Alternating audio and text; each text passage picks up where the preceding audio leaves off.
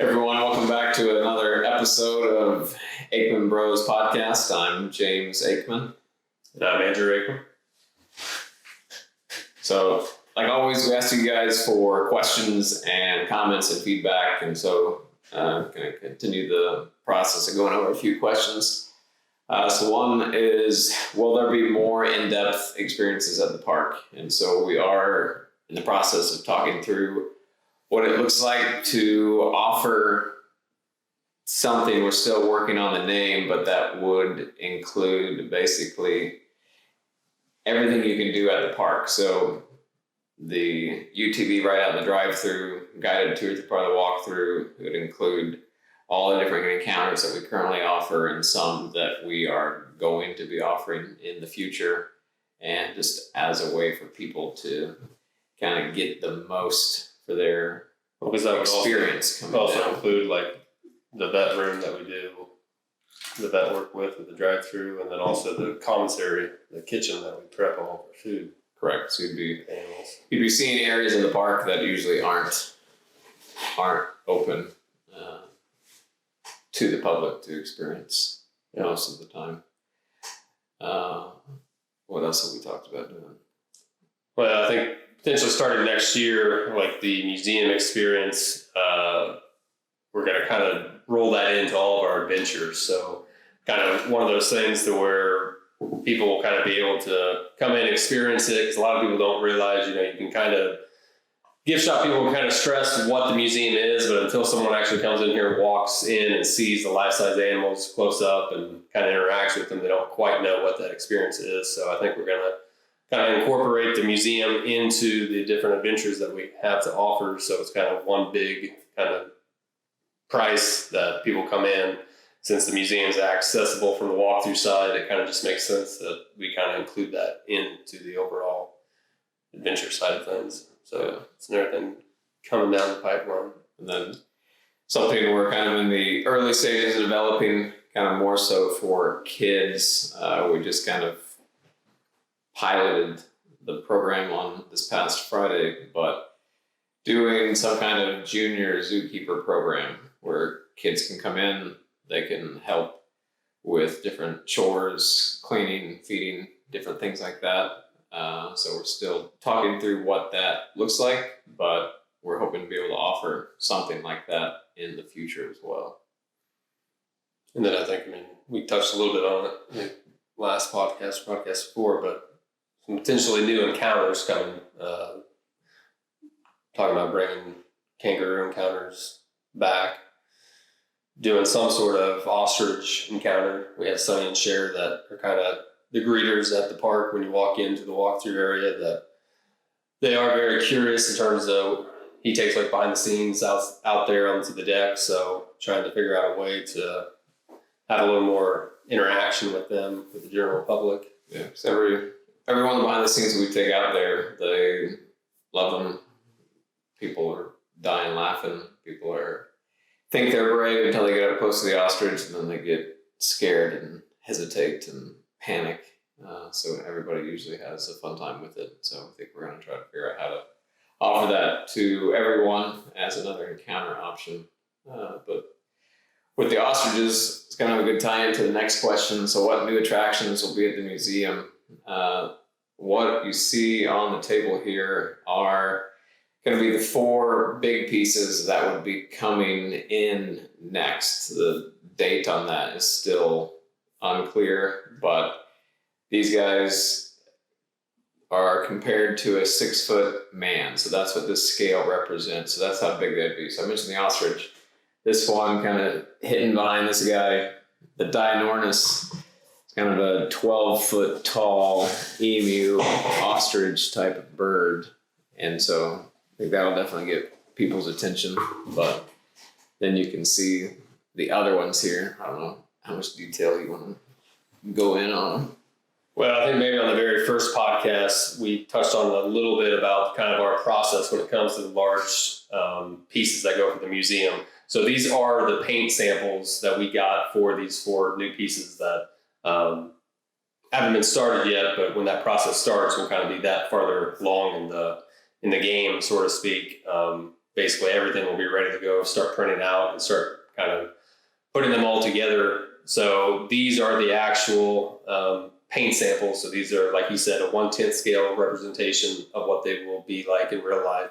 So we got the mega camelus right here. The camels here at the park are probably one, if not the most popular animal that we have, especially Randy, the dromedary camel.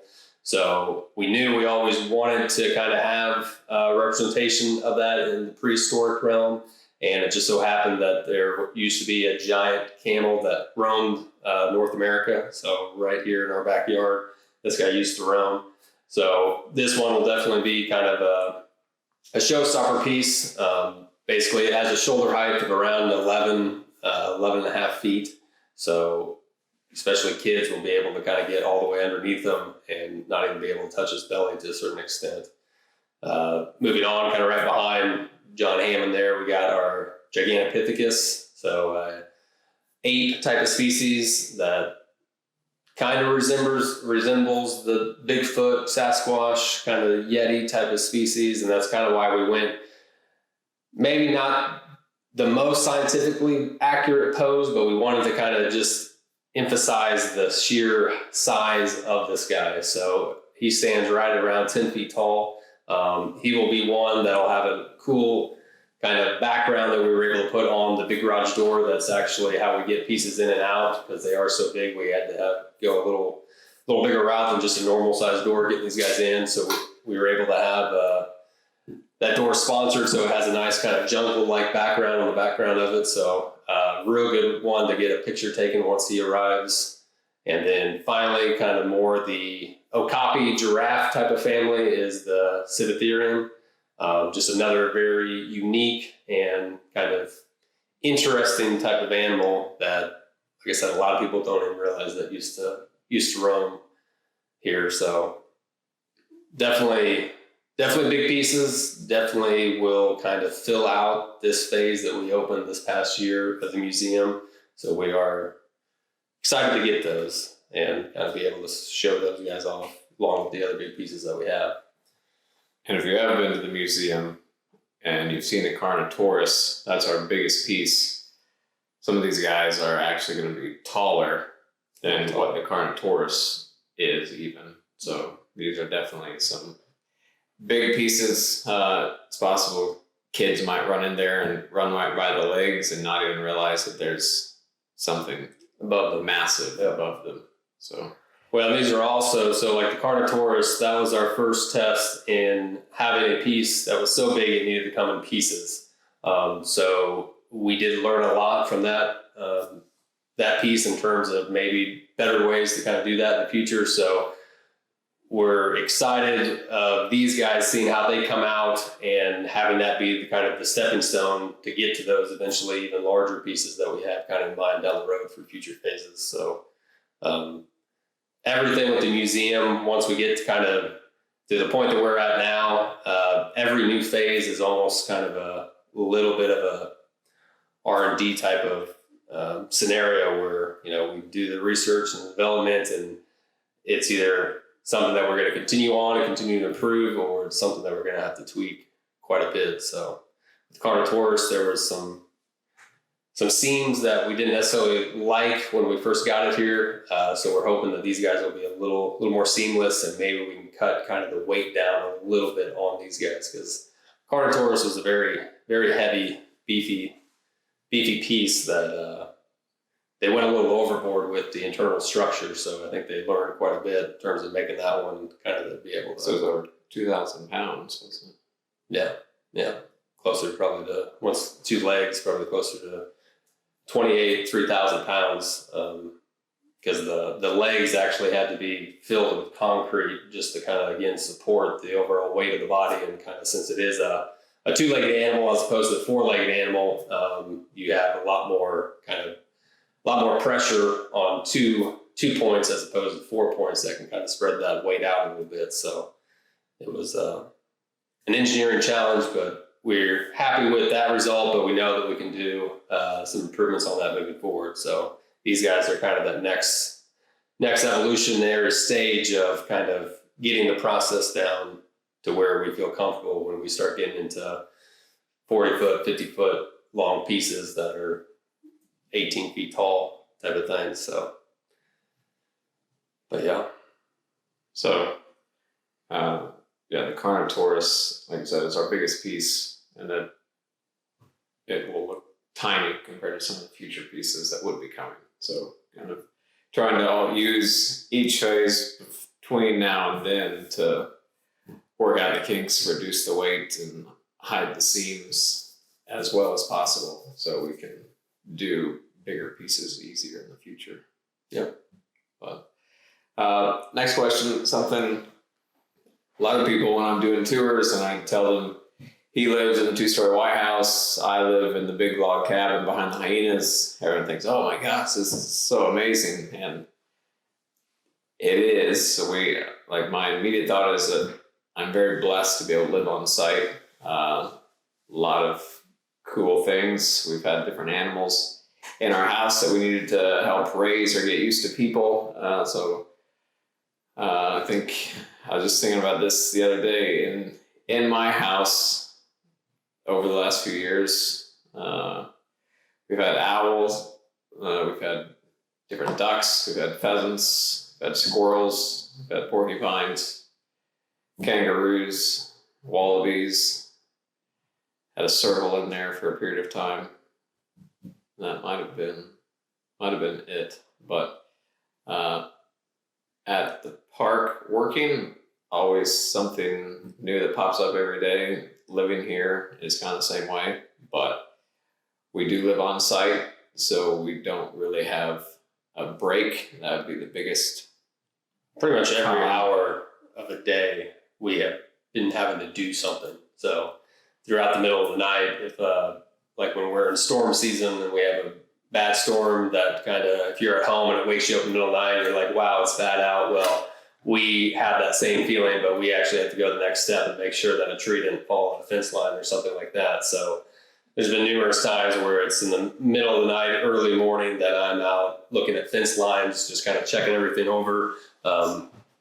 Fortunately, we haven't had, other than a few kind of bigger limbs, no main issues with that. A lot of our fence lines are kind of not in direct pathways of trees or anything, but that is definitely one thing that has changed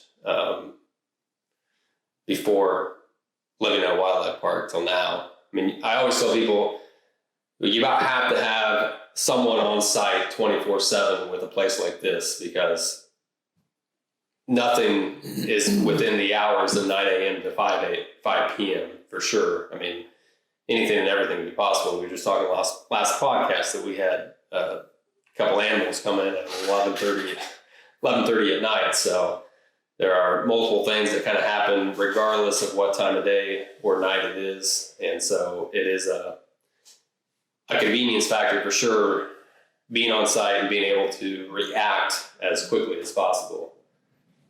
So another thing would just be, like, if we're closed, then it's not really that big of a deal. But on days that we're open and, like, I want to go outside my backyard and play with my kids, there are cars driving kind of behind our backyard. So our backyard looks out into the drive-through. And so whether we're in the backyard or we want to go into the front yard where some of the walk-through people can see us, and his house is right next to the petting zoo. So there are some privacy issues and things that, like, we know if we want to go on a walk throughout the park, we have to do that before the park opens. Or after the park closes. Yeah. And so just taking some adjustment to get used to what it is like to live on a public visited property.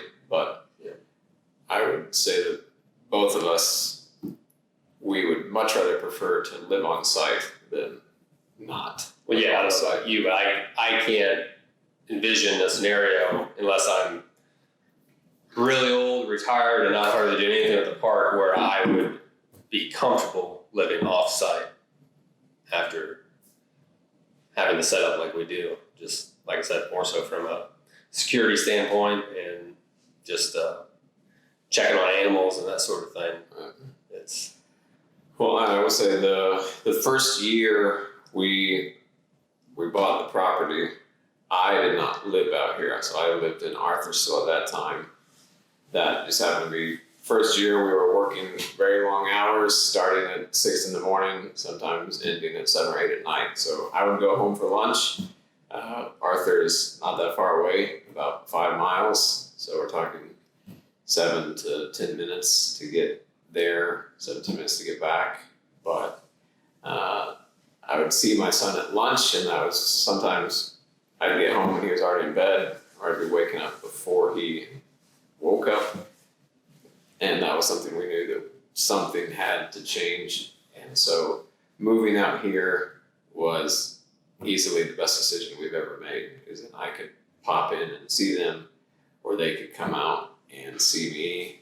And then it just made life a lot simpler as our next son was born. And then definitely once we adopted our 3 daughters, that I don't think we could have done that had I been living in Arthur. So living out here has been, like I said, the best decision that we've made. Simplified things tremendously, and now my kids can come and see me at work, or they'll bring me a snack in the afternoon, and that could not be done if we did not live on site.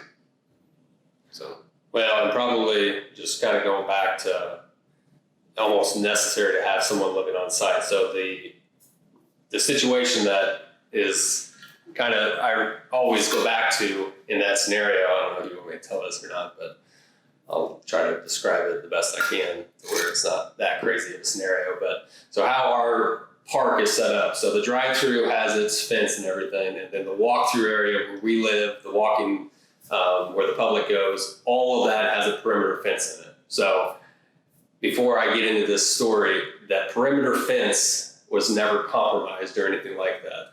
But it was an evening, it would have been last year, kind of maybe May, June type of scenario. Early evening, I was at my house. It just so happened that my kitchen window kind of looks towards the east, so kind of into where the hyenas are and kind of the inner portions of the walkthrough.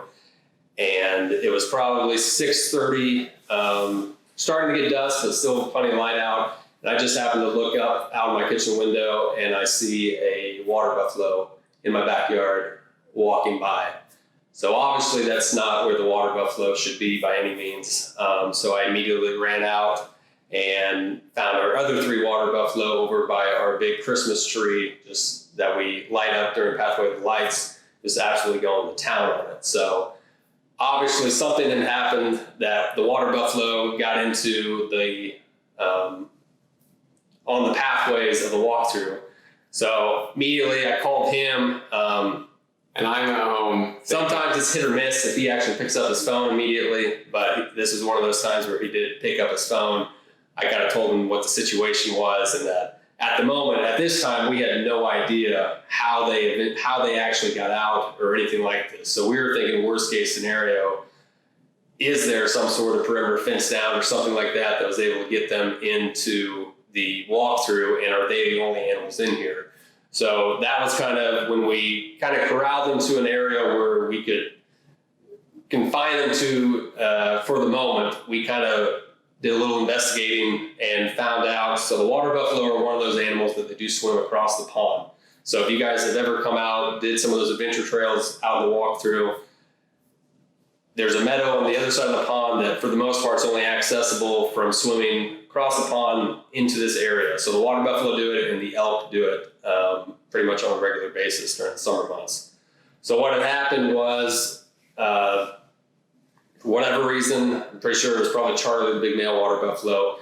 He, on that fence line, had started to push it because he was trying to get the grass on the other side, and he actually pushed it so much that it stretched the fence to the point where it popped staples off of the posts that were securing the fence and loosened it up to where he could slip underneath the fence. And then with the water buffalo, since they're such a tight-knit group, once one does it, it doesn't take long for all 4 of them to do it. So that was a positive thing. We found out where the weak point was, and the fact that no other animals could get to that, because we went out, we confirmed that all the elk were still in the drive-through, so no issues with that. So that was kind of a little bit of relief. But then the next more somewhat daunting task was, how do you maneuver 4 water buffalo, get them past the walkthrough that has all this luscious grass and shrubs and everything, and it's just me and James. So there's a couple tries of trying to get them over to kind of an alleyway where the wagons come and go out of the drive-through. That was kind of our main goal, to try to get them there. Well, and I'll just interject real quick. So he said he called me. I answered. He called around 6:45-ish. We just finished dinner, and I saw him calling. It's very odd, and he doesn't call me. So we live next to each other. We're brothers, but usually we just wait and talk at work, or they'll text. So at that, it's not crazy for Andy to call me during the daytime or at nighttime if there's a storm. So it was very odd for him to be calling me at that time of night. And I answer the phone, and I hear, James, water buffalo, out.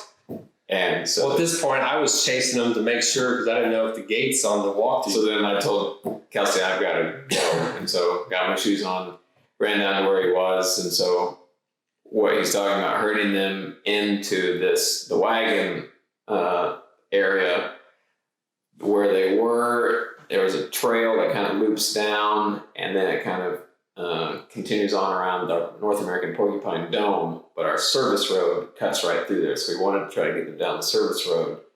So we put up some chains, hoping that maybe the chains would be enough. James put up the chains. That's what to tell them to deter them. And they came down, they ran right through the chains. So then when they busted right through the chains, so then he's like, you stand there where the chains were. You stand there and you scare them that way. I'll go and scare them to you. And so he's where they were. There's trees growing up that I can't see him. I can't see the water buffalo. I just hear him yelling at them. I hear them breaking through trees, and I hear their hooves running on the path. And I know they're about to come down the path. And the natural flow, animals usually choose path of least resistance. So their natural flow is to come straight through where I am, and I have to figure out how to redirect them the opposite way. And I'm thinking they just busted through chains. What the heck am I going to do? And so I just start doing jumping jacks, hooping and hollering before they even see me. So then thankfully, once they did see me, they started slowing down. They did go around the curve, and we were able to get them back down the alleyway eventually. Yeah, I mean, I think we got every bit of equipment that I could move to kind of create. Once we got past that point, we still had a wide open area by one of the barns that they could go left when we wanted them to go right. So I got tractors, trucks, anything I could find, the Viking and everything, to kind of make a makeshift kind of corral area. And luckily, once we got to that point, it was pretty much they had no choice but to go where we wanted to go. So we were able to get them into an alleyway and then back out to the drive-through. And so that was a scenario where if we had not been there, we wouldn't have worried. I wouldn't necessarily worried about them actually getting out of the property or anything like that. But the damage that they would have done to they would not have been found until the next morning. Yes. So the damage that they would have done to the trees, the grass, the pathways would have just been. It would have been an absolute nightmare. And I just can't remember if that was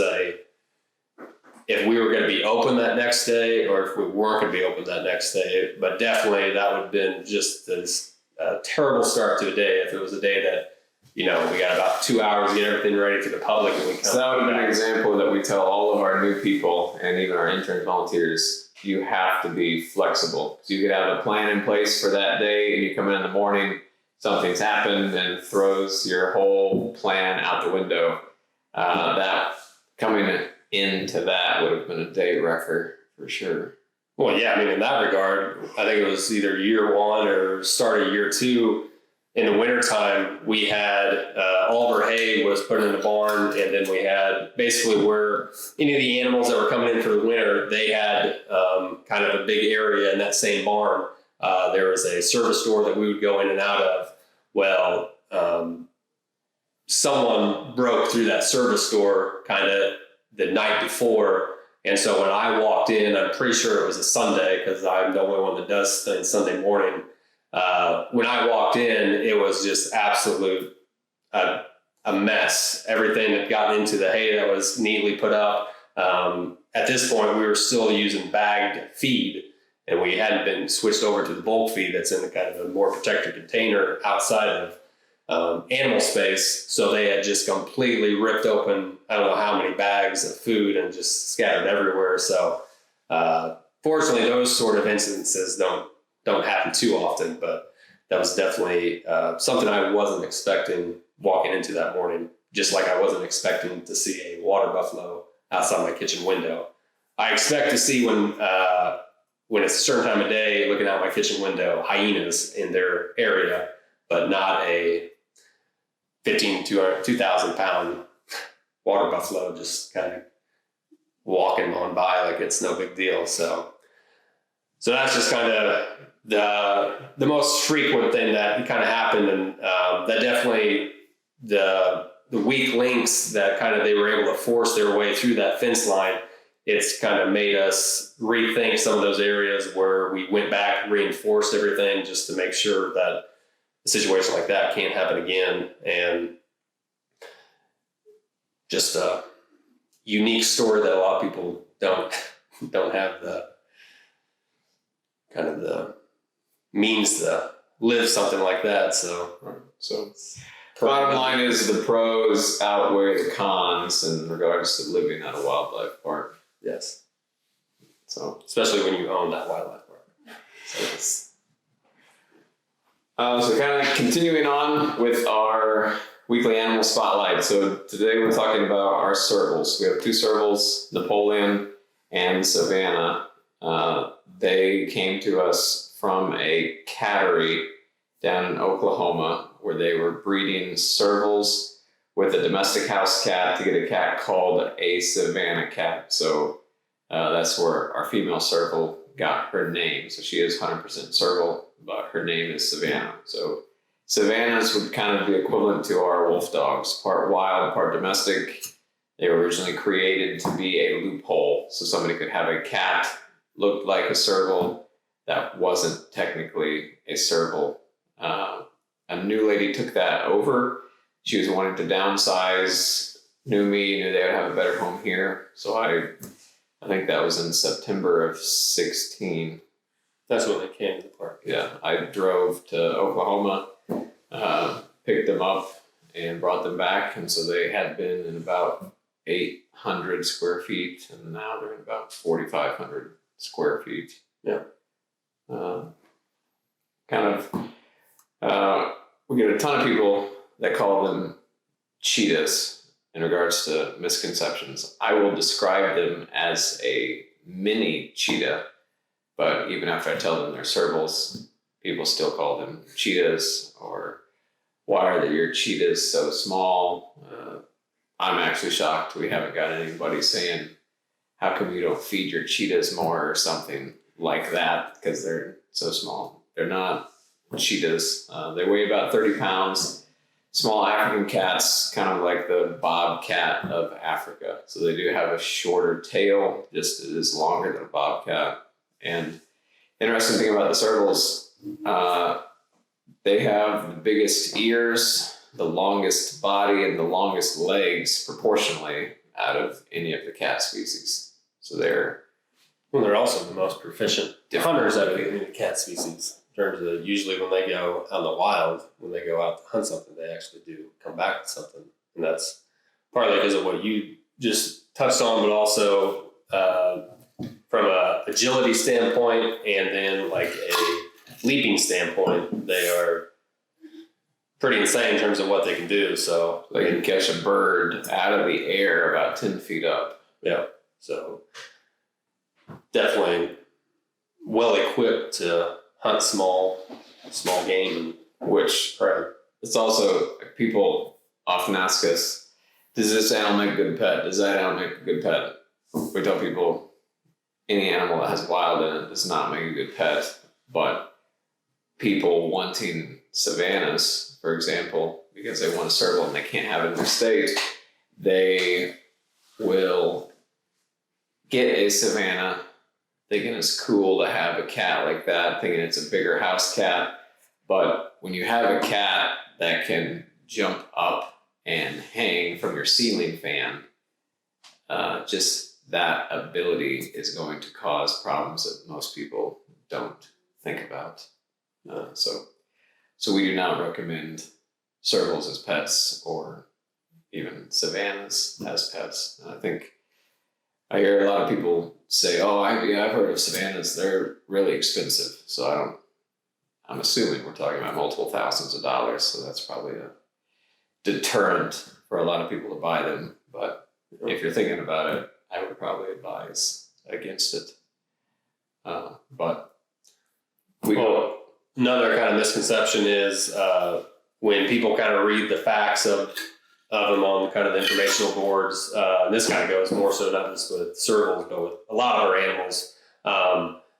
Because of kind of the background of a lot of our animals, where they come from, not out in the wild or anything like that, their personalities, their demeanors are quite a bit different than what their wild counterparts are. Just simply the fact of they never needed that ability. So servals out in the wild, 100% vertical leap, 10 feet, no problem. I don't think I've ever seen Savannah jump more than 2 feet off the ground, if that. So it's definitely kind of an instinctual thing. Napoleon's a little more like he's actually kind of displayed more closely wild kind of characteristics than Savannah has. But a lot of the animals, just because of how they were raised and with them coming from a smaller kind of enclosure, it took them, I would say, a good 3 seasons to actually get comfortable enough to kind of explore their larger enclosure. We have a lot of different type of propping that they have throughout that 4,500 square feet. And definitely that first year, they pretty much stayed right close to the building that they go into for safety at nighttime.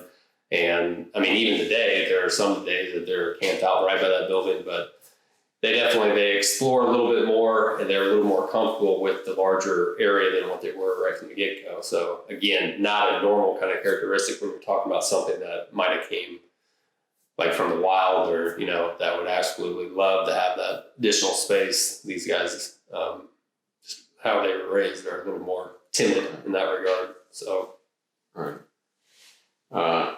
In regards to funny stories, nothing really stands out as truly funny. Napoleon, like I've pet his nose before, but that's about all he's ever let me do. With Savannah, though, some of our team has been able to go in there, sit down.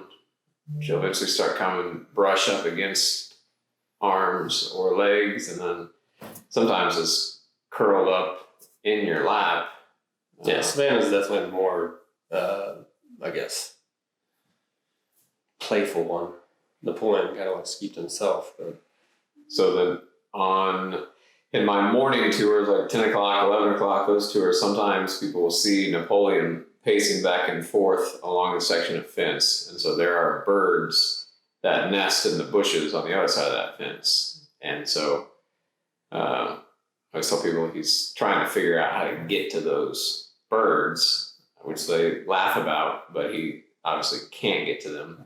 But birds have flown in before, and so he has gotten multiple birds. I think he got a squirrel once. There's probably other things that he's gotten that we don't even know about, but he is a fairly decent hunter for the most part. But yeah, he's a lot more agile and fit than what Savannah is. Well, I don't really have any necessarily funny stories other than just the fact that it's hilarious for probably the first 3 years almost. That 4,500 square foot enclosure, we would hand push mow that every season. It took us 3 years to figure out a way to get a push lawnmower to where we could ride in there and make it a lot less of a chore to keep maintaining that enclosure. With these guys, it's, they're completely enclosed, so they have netting completely around them.